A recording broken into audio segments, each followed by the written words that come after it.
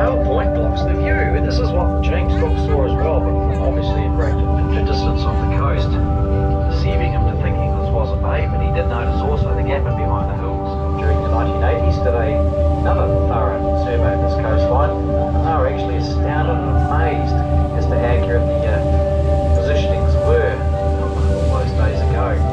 All they used were sextants. Of course, the 1980s, they had the benefit of GPS positioning, which made that just a little bit easier. Having said that, though, these charts are so accurate.